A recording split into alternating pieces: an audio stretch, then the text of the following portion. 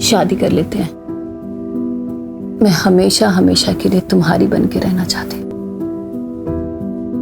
चल कर लेते हैं, पर तुम्हें आशीष को डिवोर्स देना होगा। वो डिवोर्स के लिए कभी नहीं मानेगा। इसीलिए तो समझा रहा हूँ, जो चल रहा है उसे चलने दो। देखो मेरे पास अच्छी गाड़ी होती, अच्छा घर होता, अच्छी जॉब होती, तो तुम्हें आशीष के साथ रहने ही नहीं देता। मैं खुद ही बोल देता, लात मार के भगाओ इससे। मैं समझती हूँ जितेन, पर ऐसे छुप छुप के मिलने में तो खतरा है ना। अगर किसी दिन आशीष को पता चल गया तो? तब की तब देखेंगे।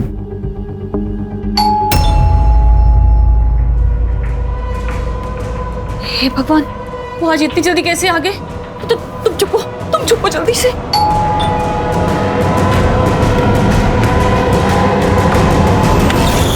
घंटी सुनाई नहीं देती क्या? कब से कंट्रोल करके खड़ा हूँ। यहाँ टंकी फुल है मेरी, अभी खोलती नहीं तो यहीं टंकी खाली कर देता।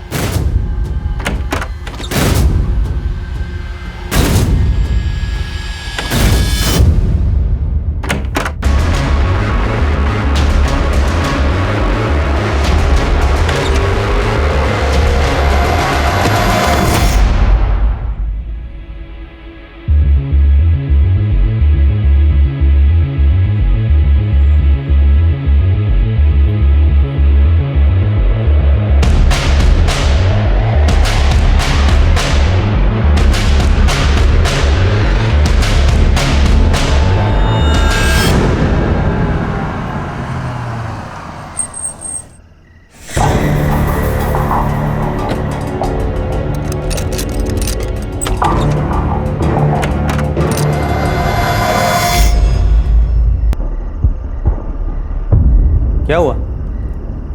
सब लोग ऐसे क्यों देख रहे हैं? मैं कोई चोर हूं क्या? हम कब से तुम्हारा इंतजार कर रहे हैं। 2 साल हो गए तुम्हें जॉब छोड़े हुए, अब तक तूने दूसरी जॉब भी नहीं पकड़ी। तुम्हें पता भी है 5 लोगों के परिवार के लिए कितना खर्चा आता है? देख, मैं अकेले इस घर का खर्चा नहीं उठा सकता। तो मैंने कब मना किया है? जब भी जॉब लगेगी ना, सारे पैसे लौटा दूंगा। जैसे आवारों की तरह घूमने से जॉब नहीं मिलती, उसके लिए हाथ पैर मारने पड़ते हैं। दिन भर है ना काम के लिए बाहर घूमता हूँ। अगर इतना लग रहा है ना, तो तुम्हारे कमाई का एक निवाला नहीं खाऊंगा कल से। मुझे पता है जॉब कैसी ढूंढी जाती है, ज्यादा भाषण देने की जरूरत नहीं है। देख अक्षय, तू कल से घर में पैसे देना शुरू कर दे, नहीं तो चला जाए यहाँ से। चला जाऊं? ऐसे कैसे चला जाऊं? ये घर है ना, हम दोनों के नाम पे है। मैं नहीं जाने वाला। आपको पता भी है इस घर में जीना मेरे लिए कितना मुश्किल हो गया है, जहां बात बात पर जताया जा रहा है कि हम पर एहसान किए जा रहे हैं। मैं कुछ नहीं जानती, आप इनके पैसे दे दीजिए, नहीं तो हम ये घर छोड़कर चले जाएंगे। कोई कहीं नहीं जा रहा है। मेरे बेटे मेरे साथ एक ही छत के नीचे रहेंगे। हाँ तो पूछिए नहीं इससे, जॉब नहीं करता तो दिन भर कहाँ घूमता रहता है? दिन भर जहां भी रहता हूं ना, आपके लिए अच्छा ही है ना। मेरे हिस्से का 2 वक्त का खाने का पैसा बच जाता है। कैसी बात कर रहे देवर जी? अनुराग ने कब आपको घर में खाना खाने के लिए मना किया? तो फिर किसी को क्यों जानना है मैं दिन भर क्या करता हूँ, कहाँ रहता हूँ? पापा आप ना हमें हमारा हिस्सा दे दीजिए। बस, दोबारा मुझे ये बात नहीं सुननी।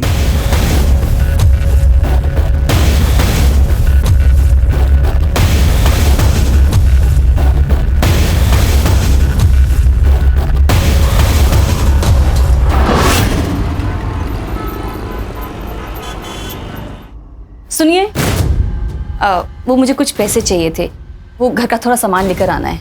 अभी 2 दिन पहले ही तो दिए थे 1000 रुपए। सुनो, क्या 2 दिन पहले? हाँ, जैसे तुम्हारी दारू महंगी हो रही है ना, घर गृहस्थी का सामान भी महंगा हो रहा है। दारू पीने के पैसे हैं तुम्हारे पास, पर घर गृहस्थी के सामान के लिए पैसे नहीं है। हाँ नहीं है पैसे, कर ले जो करना है। अरे, मैं तुम्हें जाने नहीं दूंगी। मुझे पैसे चाहिए, मतलब पैसे चाहिए। हाथ छोड़, हाथ छोड़। अरे सुनो,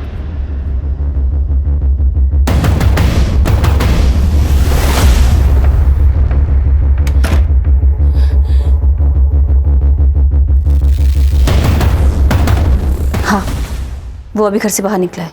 ठीक है।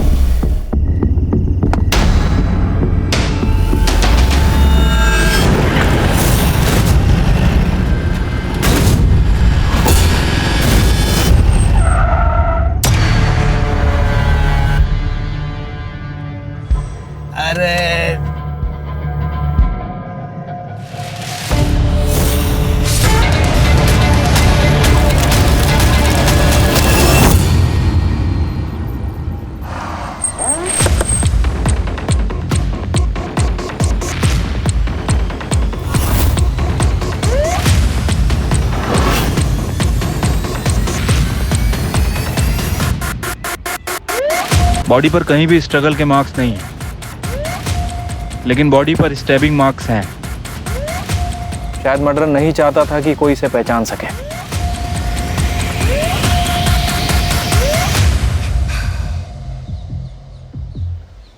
सर 500 मीटर पर एक गाड़ी मिली है, गाड़ी के आसपास खून है।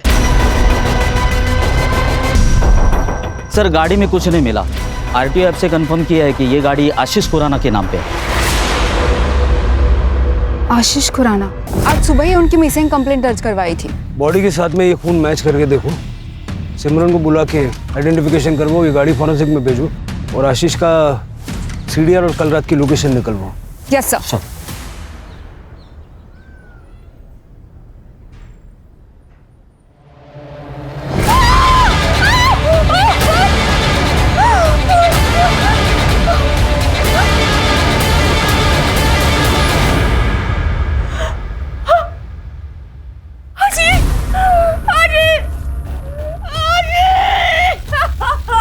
तृप्ति,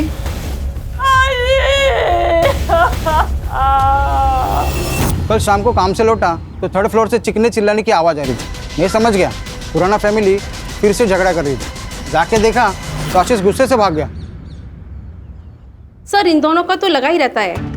आशीष शराब पी के आता है और फिर दोनों मियाँ बीवी में झगड़ा होता है। लेकिन कमाल की बात तो ये है सर कि कभी दूसरे आदमी के साथ झगड़ा हुआ ही नहीं। कौन दूसरा आदमी? सर एक आदमी है, जब आशीष घर पे नहीं होता है ना तब वो घर पर आता है। मैं उसे जानती नहीं हूँ, लेकिन हाँ मैं उसे देखूंगी तो जरूर पहचान जाऊंगी।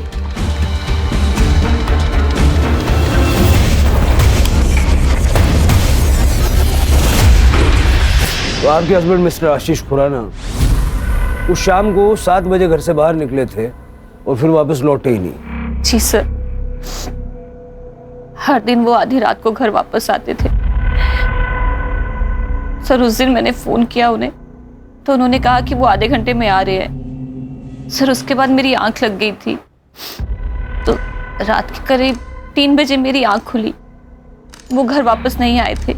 मैंने उन्हें फोन किया पर सर सुबह तक उनका कोई रिस्पॉन्स नहीं आया। फिर सर मैं पुलिस स्टेशन चली गई। देर रात तक घर से बाहर रहने की क्या वजह थी? कम? नहीं सर, उन्हें शराब पीने की लत लगी हुई थी।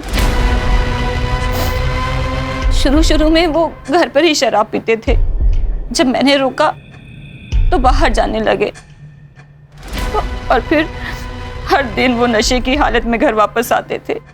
काम क्या करते थे वो? सर वो बैंक में जॉब करते थे। 2 साल से उनके पास कोई जॉब नहीं थी तो हमने पड़ोसियों से सुना है कि जब आशीष घर पर नहीं होते थे तो अक्सर आपको एक व्यक्ति मिलने के लिए आया करता था। कहीं ऐसा तो नहीं कि उस व्यक्ति के साथ मिलके आपने आशीष को? व्यक्ति? सर ये आप ये क्या कह रहे हैं? आप मुझ पे मेरे पति की मौत का इल्जाम लगा रहे हैं। फिर आप ये इन पड़ोसियों की बातें सुनकर मुझ पे इल्जाम लगा रहे हैं। सर इनका तो काम होता है किसी के लिए कि कुछ ना कुछ कहना। सर ये तो बस जले पे नमक छिड़कते हैं।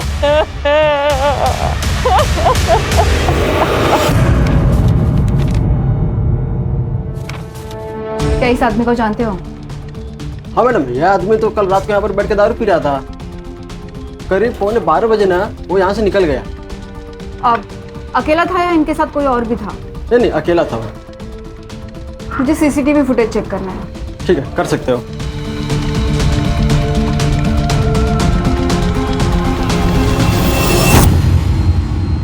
सर हमने बार का सीसीटीवी फुटेज चेक किया और जैसे मैनेजर ने हमें बताया वैसे ही आशीष बार में अकेला ही ड्रिंक कर रहा था और 11:45 को आशीष बार से अकेला ही निकला और आशीष के लोकेशन डिटेल के अनुसार वो नॉन स्टॉप ट्रैवल कर रहा था वहां तक जहां पर हमें उसकी बॉडी मिली, जो कि एक सुनसान जगह है। आशीष अकेला गाड़ी चला रहा था, इसका मतलब किसी ने रास्ते में उसे रोका और उस पर हमला किया।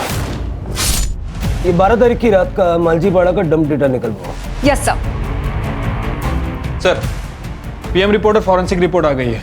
सर रिपोर्ट के हिसाब से उसकी मौत 12 तारीख की रात 12 से 13 तारीख की सुबह 3 बजे के बीच में हुई। मल्टीपल स्टैबिंग और एक्सेसिव ब्लड लॉस और सर उसके लंग्स में धुएं के ट्रेसेस नहीं मिले, मतलब कि उसे मारने के बाद जलाया गया। और सर फॉरेंसिक में कुछ खास नहीं है, उसकी कार में उसके अलावा किसी के फिंगरप्रिंट नहीं है।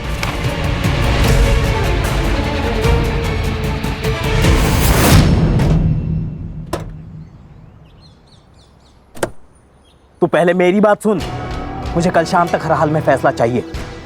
तू बस टाइम बोल, मैं पहुंच जाऊंगा। हाँ ठीक है। नागेश, कोणाशी बोलतोय? कहीं फिर से वही? आई तू कशाला घाबरते एवढं? अरे दे, मैं सब ठीक कर दूंगा। चल ठीक है, बाय।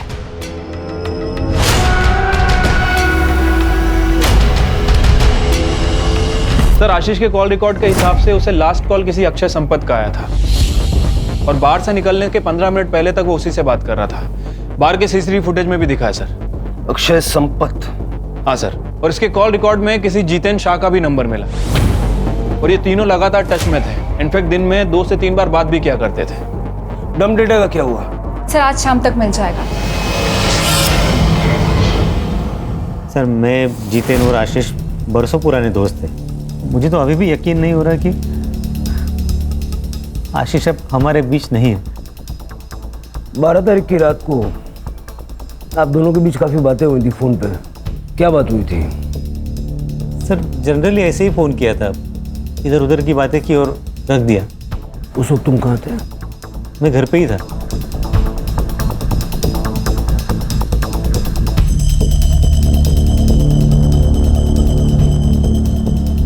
हाँ कदम, ठीक है सर। ये जितेन के पेरेंट्स का कहना है कि 13 अक्टूबर को वो सूरत गया था काम के सिलसिले में। मर्डर के नेक्स्ट डे बाहर चला गया। उसको फोन करके बुलवाओ और ये अक्षय की स्टोरी चेक करो।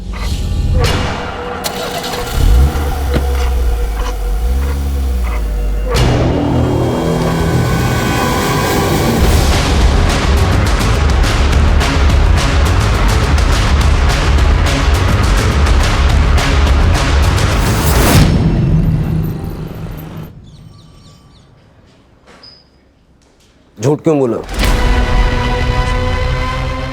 जिस वक्त आशीष बाहर से बाहर निकला उसी वक्त तू भी अपने घर से बाहर निकला और फिर रात को 1:30 बजे तक तुम्हारा फोन स्विच ऑफ था।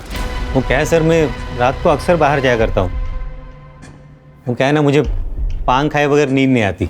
और रही बात मोबाइल की, तो मेरी मोबाइल की बैटरी डाउन हो गई थी सर, इसलिए स्विच ऑफ हो गया था। लेकिन मैं जैसे ही घर लौटा मैंने चार्जिंग पे लगाया और सो गया। कितने घंटे तक बाहर था?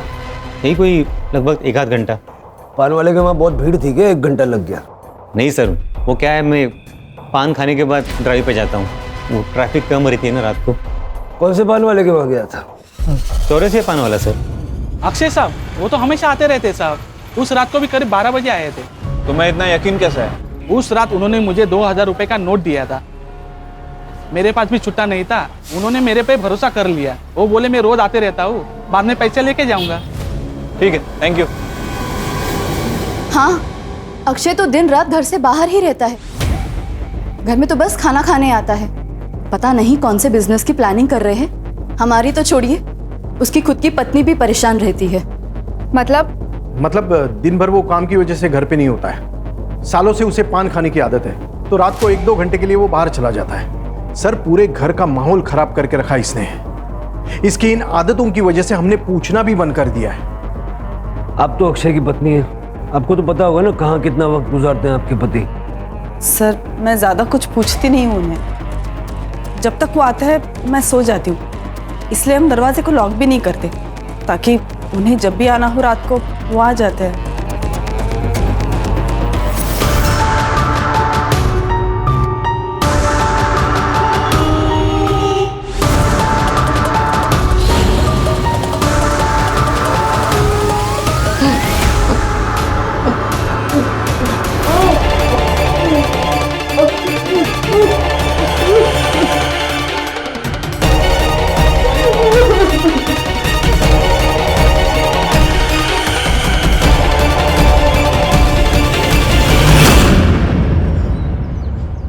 अगर अक्षय ने आशीष को नहीं मारा है तो फिर कौन हो सकता है? ये जितेन का है? सर कल आ रहा है। सर, डीएनए रिपोर्ट आ गई है। वो बॉडी आशीष की है और मैंने उसका बैकग्राउंड भी चेक किया। उसे शराब पीने की लत थी, इसके अलावा सब कुछ नॉर्मल है। कदम, ये जितेन के घर के बाहर नजर रखने के लिए कांबड़े को भेजो। जैसे ही वो घर पे पहुंचेगा उसको सीधा पुलिस स्टेशन लेके आओ। Okay sir. आशीष की वाइफ सिमरन, उसका क्या हुआ? सर उसकी CDR चेक की, एक नंबर मिला है जिससे वो लगातार बात करती है। इंक्वायरी की तो पता चला कि उसकी बहन रश्मिका भल्ला का है। नॉर्मल बात है सर, लेकिन हर दिन घंटों घंटों बातें करना और एक ही दिन में 2-3 बार बात करना, ये थोड़ा अजीब नहीं लगता है? रश्मिका और सिमरन दोनों के CDR और लोकेशंस निकलवाओ। सर, और इसके बॉडी को पेट्रोल से जलाया गया है और बॉडी की कंडीशन देख के लगता है कि लगभग 12 घंटे पहले मौत हुई है, यानी कि मर्डर कल रात को हुआ है। सर, गाडीमध्ये काहीच सापडलं नाही. ये गाडी अक्षय संपत के नाम पे है. परिवार वालों को बुला लो।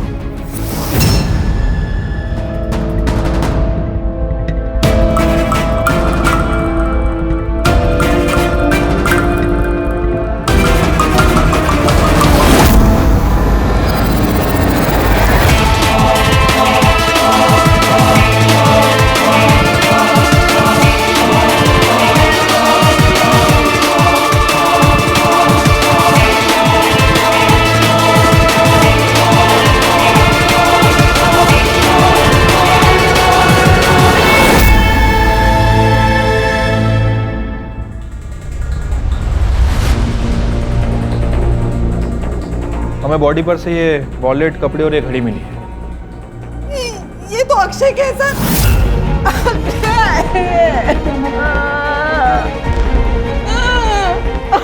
हमें आप लोगों का DNA टेस्ट करना पड़ेगा ताकि पता चल सके कि अक्षय की ही बॉडी है।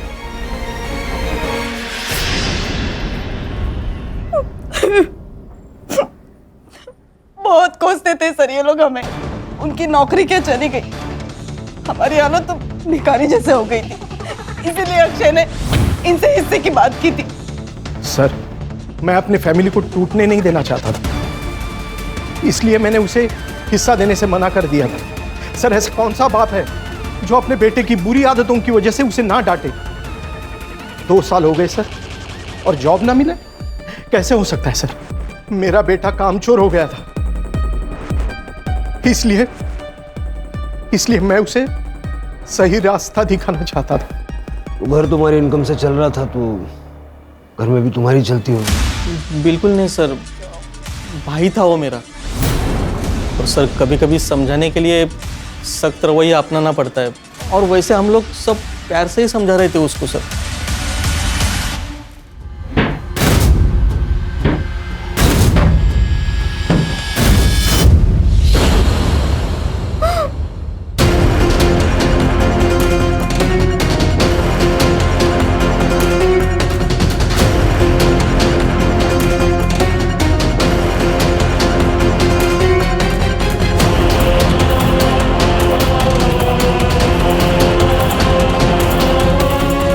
मुझे वॉशरूम जाना है।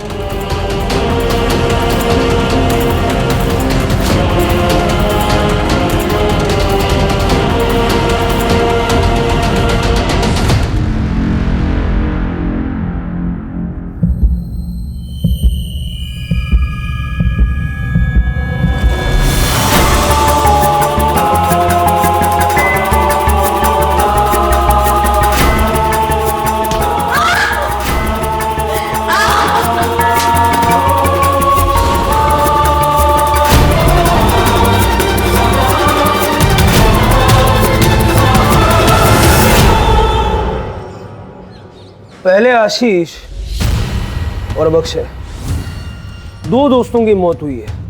ये इत्तेफाक है या सोची समझी साजिश? दोनों मर्डर्स के बीच में कोई कनेक्शन नजर आ रहा है?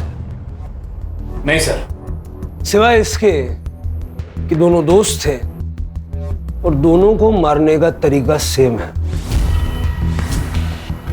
कुछ तो है जो हमें सतह पे नजर नहीं आ रहा, कुछ ऐसा जो इन दोनों के या तीनों के पास से जुड़ा हुआ है। सर, जितेन आ गया। क्या?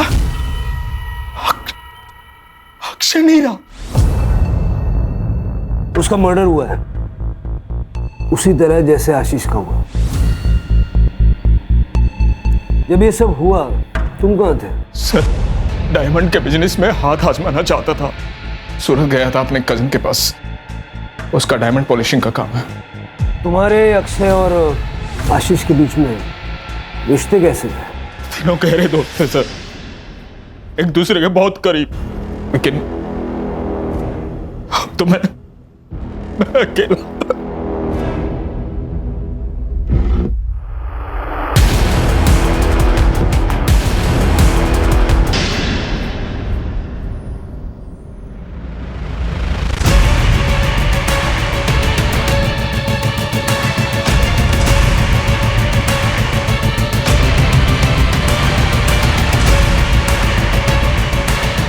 Hello please help me.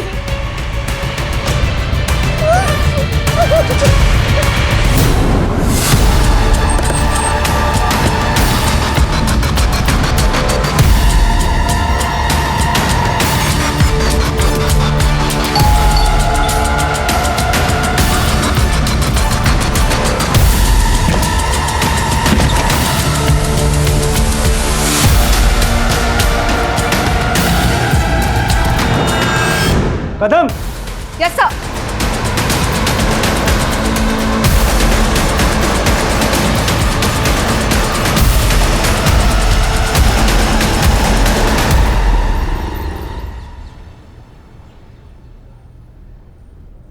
तुम्हारे साथ क्या हुआ था? किसने तुम्हारे साथ ऐसा किया? अक्षय संपत ने किया। अक्षय संपत? मैम मैं फंस चुकी हूँ, प्लीज मदद कीजिए। क्या यही है वो आदमी?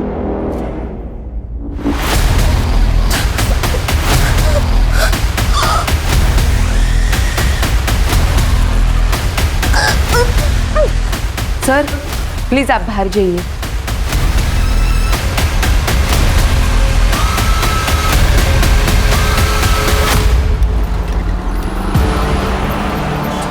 पंद्रह अक्टूबर की सुबह हमें अक्षय की बॉडी मिली और पोस्टमार्टम के हिसाब से अक्षय की मौत को 12 घंटे बीत चुके थे, यानी 14 अक्टूबर की रात को ही अक्षय की मौत हो गई थी। फिर वो 15 की सुबह प्रियंका का रेप कैसे कर सकता है? सर लेकिन अक्षय की फोटो देख के भी प्रियंका ने कंफर्म किया है। लेकिन कदम ऐसा भी तो हो सकता है कि शायद प्रियंका किसी के कहने पर अक्षय को फ्रेम कर रही है। प्रियंका का बैकग्राउंड चेक करो। Yes sir. सर प्रियंका के घर की तलाशी ली, ना ही कोई बड़ा अमाउंट मिला है ना ही कोई बड़ी ज्वेलरी। घर का बेसिक सामान है सर, और थोड़ा बहुत पैसा है। हाँ सर, प्रियंका ने ये फ्लैट रेंट पे लिया था, लेकिन डील के वक्त तो 2 आदमी आए थे। कौन 2 आदमी थे? सर मैंने प्रियंका के बैंक डिटेल्स चेक किए। अक्षय संपत के साथ साथ एक और आदमी प्रियंका को मंथली अलाउंसेस दे रहा था। कौन? सर ये सच है कि प्रियंका से रिलेशन बनाने के लिए मैं उसे पैसे देता था, पर इसमें गलत क्या है?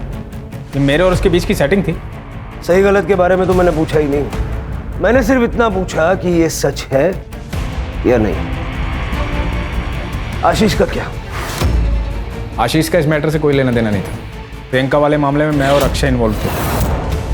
प्रियंका ने कहा कि 15 अक्टूबर की सुबह अक्षय ने उसका रेप किया। कैसे हो सकता है?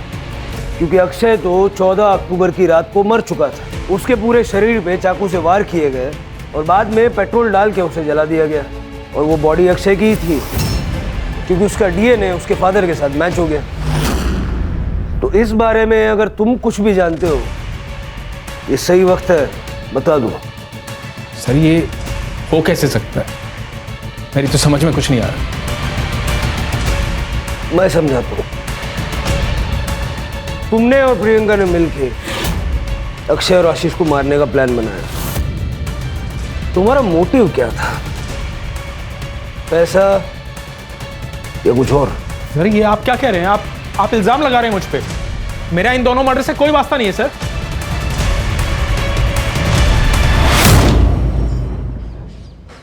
सर आशीष, जितेन और अक्षय हैं। इन तीनों की दोस्ती के अलावा एक और कनेक्शन है इन तीनों से रिलेटेड। सर 3 साल पहले इन तीनों को एक बड़े स्कैम के चक्कर में पकड़ा था, लेकिन सबूत ना होने की वजह से इन्हें छोड़ दिया गया। मैंने उस केस के इन्वेस्टिगेशन ऑफिसर नचिकेत परब को बुलाया है। सर मैंने आशीष और अक्षय के मर्डर के बारे में पढ़ा। 3 साल पहले आशीष, अक्षय और जितेन इन तीनों ने मिलकर मुंबई के बैंक में फ्रॉड किया था, जिसकी इन्वेस्टिगेशन मैं कर रहा था। क्या किया था? सर दरअसल आशीष, अक्षय और जितेन तीनों लोन डिपार्टमेंट में काम करते थे। 3 साल पहले गवर्नमेंट ने गरीब लोगों के लिए एक स्कीम लाई थी, जिससे वो गरीब लोगों को 50,000 रुपये का लोन दे रही थी। 500 लोगों ने लोन के लिए अप्लाई किया था और उन सबके लोन इन तीनों ने पास किए थे। बैंक ने 2.5 करोड़ का लोन दिया था, लेकिन उन लोगों ने ये पैसा एक नकली एग्रो कंपनी में ट्रांसफ़र किया था, जो कंपनी इन्होंने बनाई थी। कई सारे वेंचर्स कैपिटल्स को इनकी नकली कंपनी का आइडिया पसंद आया और उन्होंने उस कंपनी में 10 से 12 करोड़ रुपए डाले। तब तक इन लोगों ने एक बड़ा सा ऑफिस लेके उन सबको झांसे में रखा और जैसे ही इनका काम बन गया, उन्होंने ऑफिस बंद किया और फरार हो गए। जब वेंचर कैपिटल्स को एहसास हुआ कि वो कंपनी नकली थी, तो उन्होंने FIR दर्ज की। सर, हमने तो सारे प्रोटोकॉल्स फॉलो किए थे। यस सर, हमने तो पूरे वेरिफिकेशन के बाद ही लोन सैंक्शन किया था उन लोगों को। सर, लोन लेने के बाद वो लोग अपने पैसे का क्या करते हैं, हमारा लुकआउट नहीं। उन लोगों ने तुम्हारे कहने पे अपना सारा पैसा तुम्हारी नकली कंपनी में लगा दिया। सर, किस कंपनी की बात कर रहे हैं आप? सर, आप क्या बोल रहे हो ना, कुछ समझ में नहीं आ रहा है। सर, हमारे हाथ में कोई सबूत नहीं था, इसलिए केस को बंद करना पड़ा। 12.5 करोड़ गायब थे, 10 करोड़ वेंचर कैपिटल्स के और 2.5 करोड़ बैंक के, जो बैंक ने लोन में दिए थे। और केस के चलते इन तीनों को सस्पेंड कर दिया गया। सबसे इंटरेस्टिंग चीज़ ये है कि इतना बड़ा घपला करने के बाद भी कहीं कोई प्रूफ नहीं मिला। सर, क्योंकि उन्होंने अपने या अपने फैमिली के नाम पे कुछ भी नहीं रखा था। उन्होंने नकली नाम, नकली एड्रेस, नकली पैन कार्ड और नकली आधार कार्ड से उस कांड को अंजाम दिया था। और रजिस्टर ऑफ कंपनी में भी उन्होंने किसी को घूस खिला के अपनी कंपनी रजिस्टर करवाई थी, इसलिए किसी ने अच्छे से कंपनी की जांच पड़ताल भी नहीं की। तो ये थी वो मिसिंग कड़ी। तो तुमने जितेन की मदद इसलिए की ताकि वो अक्षय और आशीष को मार के उनका सारा पैसा हथिया सके। मैंने कुछ नहीं किया है, मैं तो खुद एक विक्टिम हूँ। पापा अक्षय और जितेन अंकल के लिए काम करते थे। उनकी डेथ के बाद मैं और मम्मी बहुत अकेले हो गए थे। मुझे अपनी आगे की एजुकेशन के लिए पैसे चाहिए थे। मैंने जितेन अंकल को कहा, उन्होंने मुझे बुलाया और मेरा फायदा उठाया। बाद में अक्षय अंकल ने भी यही किया। तुम्हारी कहानी पे कैसे यकीन करें? अक्षय की 14 तारीख की रात को मौत हो गई थी, फिर 15 तारीख की सुबह को वो तुम्हारे साथ कैसे हो सकता है? मैं कसम खा के कहती हूँ, मैंने कुछ भी झूठ नहीं बोला है। उस दिन सुबह अक्षय ही था। कल हॉस्पिटल से डिस्चार्ज मिलेगा, शहर छोड़ के नहीं जाना। ये जितेन अभी भी प्रियंका की बिल्डिंग में जाता है सर, और जिस दिन प्रियंका हॉस्पिटल में थी, ये उस दिन भी उस बिल्डिंग में गया था।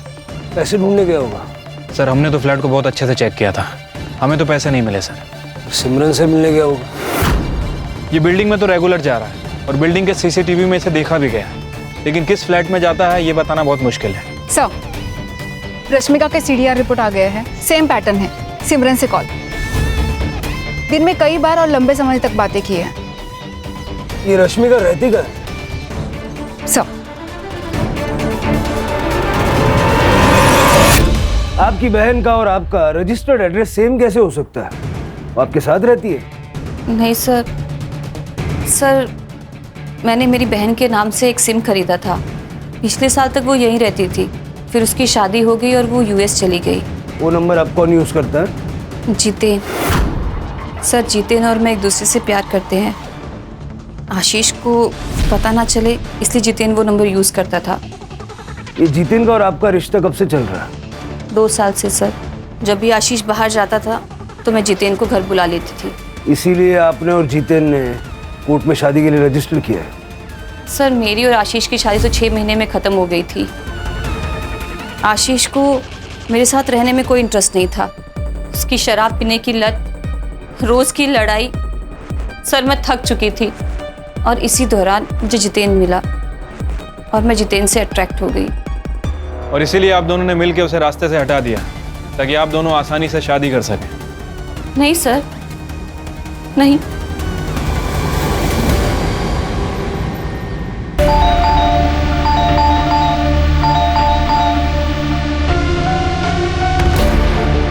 सचिन, अच्छा हुआ तुम आ गई। देखो ना, बहुत स्मॉल आ रही हो, गेट भी नहीं खोल रहा है।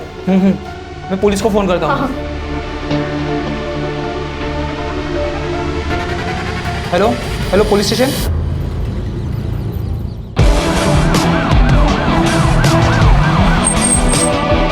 अरे चला बाजू लगा बैठकर।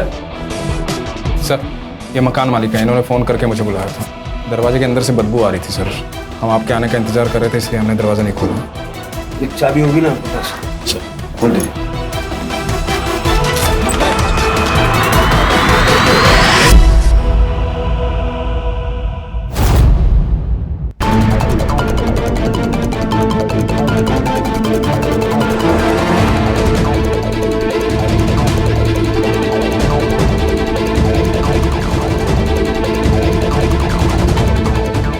सर ये सुसाइड नोट मिला है। पुलिस को सब कुछ सच बताने के बाद भी पुलिस मुझे ही मर्डर्स का जिम्मेदार मान रही है। जब पुलिस ही गलत इल्जाम लगाएगी तो मैं किसके पास मदद के लिए गुहार लगाऊं? मैं पूरी तरह निराश हो चुकी हूँ, इसलिए मैं अपनी जिंदगी खत्म कर रही हूँ। सर आशीष और अक्षय की मर्डर की इन्वेस्टिगेशन कहाँ तक पहुँची है? देखिए इन्वेस्टिगेशन अभी चल रही है, अभी कुछ कह नहीं सकते। आप लोग कुछ कहते ही क्या है सर? 2 लोगों का मर्डर हो चुका है और दोनों के ऊपर 12 करोड़ की लूट का इल्जाम है। एक लड़की ने सुसाइड कर लिया, चाहे तो आप उसको बचा सकते थे अगर आप अपना काम ढंग से करते तो, लेकिन आप लोगों ने ऐसी कोई कोशिश नहीं की। जवाब दीजिए सर। मैम अभी इन्वेस्टिगेशन चल रही है, जो भी अपडेट होगा हम आप लोगों को बता देंगे। प्लीज चलिए आप लोग। सर आइए। सर आप रात को सुकून की नींद कैसे सो पाते हैं जानते हुए कि आपकी वजह से किसी की मौत हो गई है? क्या आपको बुरा नहीं लगता इस बात का? जवाब दीजिए सर, हम सब जानना चाहते हैं इस बारे में। आप लोग प्लीज चलिए। लेकिन सर हमारे सवालों का क्या? मैडम आगे बात चला।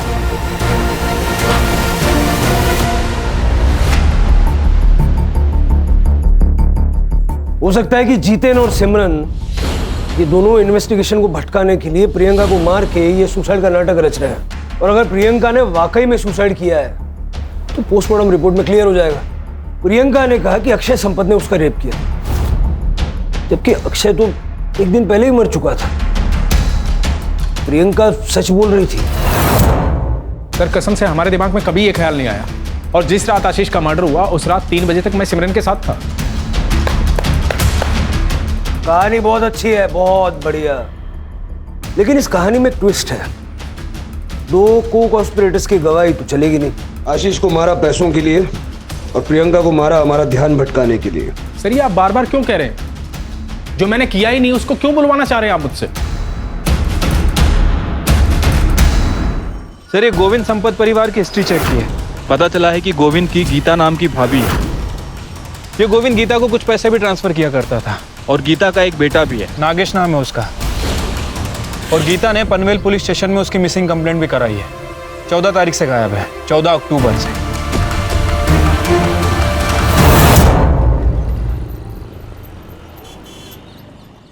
नागेश की किसी के साथ कोई दुश्मनी वगैरह थी क्या? नहीं तो। 14 अक्टूबर को नागेश कहाँ गया था? उस दिन उसने शाम को मुझे फोन किया था और मुझसे कहा कि उसे आने में देरी होगी। मैंने उससे पूछा भी क्यों। उसने कहा था वो घर आके मुझे खुशखबरी देगा, लेकिन वो नहीं आया। कदम, नागेश की गाड़ी की डिटेल्स ले लो। यस। सर नागेश के सीडीआर रिपोर्ट के अकॉर्डिंग उसे 14 अक्टूबर की शाम को थाने के किसी पीसीओ से फोन आया था। सर जब मैंने उसकी लोकेशन डिटेल्स चेक की तो उसने पनवेल से लेकर थाने तक ट्रैवल किया है। और सर इंटरेस्टिंग बात तो ये है कि उसकी आखिरी लोकेशन वहां पर मिली है जहां पर हमें अक्षय की जली हुई बॉडी मिली। इसका मतलब ये है कि या तो अक्षय ने नागेश को मार दिया और ये दिखाया कि मर्डर अक्षय का हुआ है, और या तो फिर नागेश ने अक्षय को मार डाला और वहां से निकल गया। जो जली हुई बॉडी हमें मिली थी उसका डीएनए गीता से मैच करके देखो और नागेश का मोबाइल ट्रैक करो।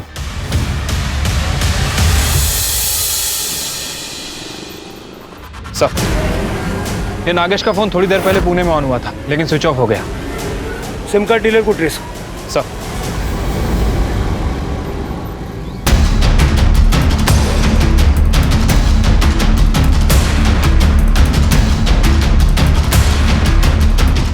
इनमें से कौन था?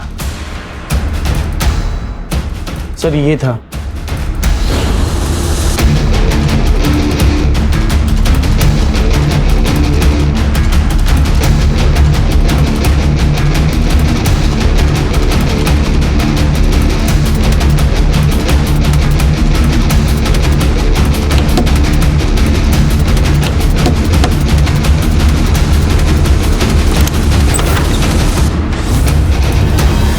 मैं संपत परिवार के पड़ोस में ही रहती थी। गोविंद शादीशुदा थे, फिर भी हमें एक दूसरे से प्यार हो गया और उसने मुझसे मंदिर में शादी कर ली। और जब मैं प्रेग्नेंट हुई तो उसने मुझे पनवेल वाले घर में शिफ्ट कर दिया ताकि हमारे रिश्ते के बारे में किसी को पता ना चले। लेकिन हाँ, गोविंद के पहली बीवी के बच्चों से उसकी कुछ लड़ाई चल रही थी। प्रॉपर्टी और पैसे के हिस्से को लेकर गोविंद नागेश को हिस्सा देना चाहता था, लेकिन अक्षय और अनुराग को मंजूर नहीं था, इसलिए कई बार उन लोगों में झगड़ा हुआ। तू पहले मेरी बात सुन, मुझे कल शाम तक हर हाल में फैसला चाहिए। तू बस टाइम बोल, मैं पहुंच जाऊंगा। और किसी से उसकी कोई लड़ाई नहीं थी।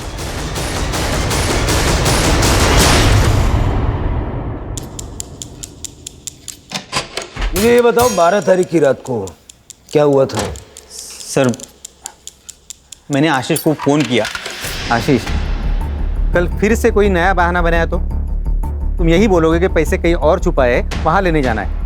अरे तू टेंशन मत ले यार, एक काम कर, तू आज ही आ जा, मैं आज ही तेरे को दे दूंगा। तो तूने सोचा कि सारा पैसा तू ले लेगा? सर, मेरे मन में लालच आ गया था। सबसे पहले मैं चौरसिया पान वाले के पास गया और इस बात का ध्यान रखा कि उसे याद रहे कि मैं उसकी दुकान पर आया था। मैंने उसको 2000 का नोट दिया और बोला कि छुट्टा बाद में ले लूँगा। उसके बाद मैं उस रास्ते पर निकल गया जहाँ से आशीष गुजरने वाला था। पीछे आशीष की गाड़ी आई, मैं उसका पीछा करने लगा।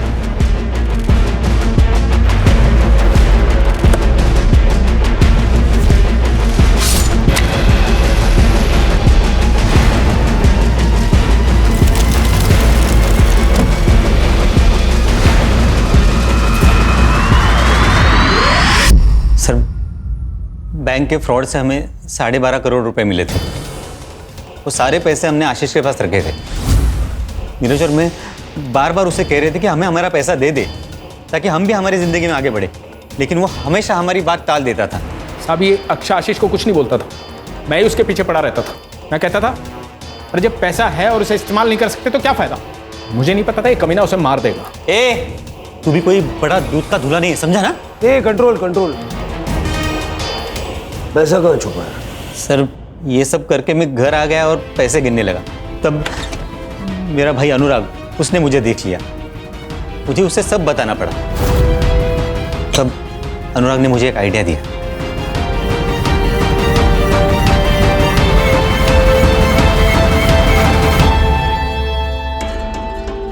देखिए, आशीष के मर्डर केस में ना चांसेस है कि पुलिस तुझ पे शक करे, क्योंकि उसे लास्ट कॉल तूने किया है। और ये भी हो सकता है कि वो जो पान वाला है वो तुझे याद नहीं रखे तो फिर अभी क्या करना चाहिए? देख भाई, तुझे मरना होगा। क्या?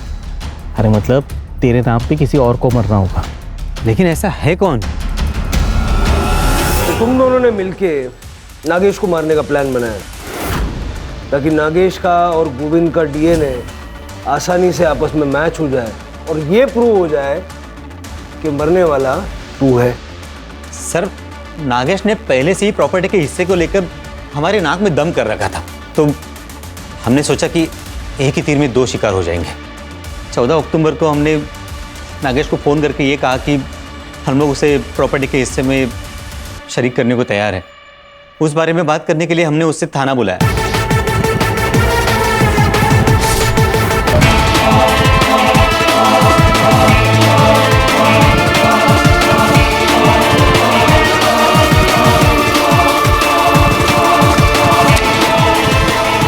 अनुराग और मैं रात भर यहाँ वहाँ घूमते रहे, यही सोचते कि आगे क्या करना है। तब अनुराग ने मुझे बताया कि उसे सब कुछ सेट करने के लिए कुछ वक्त चाहिए। तो मैंने सोचा मैं भी अपना समय प्रियंका के साथ बिताऊं। लेकिन सर, जब मैं वहाँ पहुँचा तब मुझे नहीं चाहिए पैसे, जाओ। किसे जाने को बोल?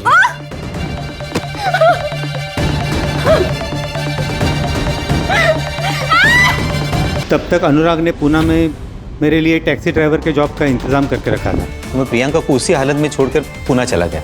वहाँ जाकर मैंने नागेश की गाड़ी बेच दी और नकली आधार कार्ड बनवाए। चार्जशीट बनाओ और वो अनुराग को ढूंढ के ले आओ। चलो।